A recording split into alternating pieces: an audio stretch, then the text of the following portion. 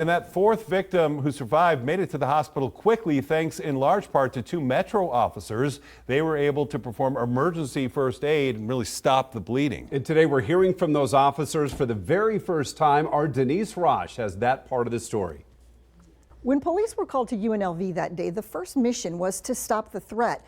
But as Metro officers Ty Vesperis and Jacob Noriega arrived, a strike team was already in place. And that's when their attention shifted. My focus was on the building, and I just remember Jake saying, "Stop, stop, stop, stop, stop." It happened within seconds. Uniformed officers flooding the UNLV campus December 6th after reports of an active shooter. Let's catch up with them. And on duty that day, Metro officers Ty Vesperis and Jacob Noriega. As we were pulling up in front of the Beam Hall, there was quite a few either students and faculty coming out of the building when we noticed the victim that had been shot. He was bleeding from his left arm. He was applying a tourniquet. I was cover officer looking. We don't know where the shooting was coming from because, like he said, we didn't have, shootings rounds going off at the time. We didn't hear the gunshots. So we tended to him. The officers say the victim, who does not want to be identified, began losing consciousness.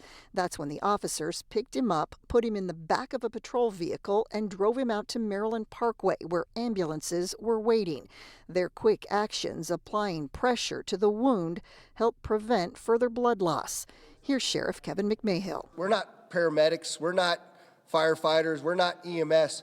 But oftentimes we find ourselves in a place where we're there first and we have the opportunity to save a life. And the department is well stocked in first aid equipment. Every officer that's on the streets right now, they do have the ability to carry and use out in the field. Thanks to donations from the Ingelstead Foundation and Toro University, emergency medical training is now standard for officers. Toro also provided these awesome wound cues, right? We can't duplicate a gunshot wound, so that's why we have these. Now, Metro officers go through about 40 hours of tactical training every year, ensuring when those life-saving skills, for instance, are needed, it's muscle memory. Set!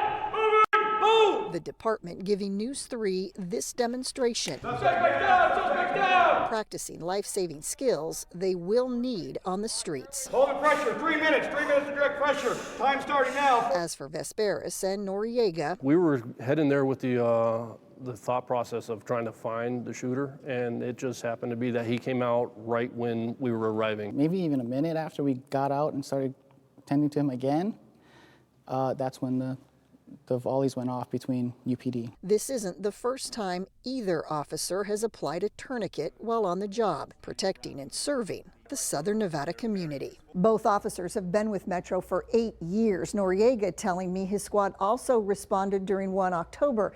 So the UNLV shooting, unfortunately, nothing new for many of our police and firefighters. Denise Rosh, News 3.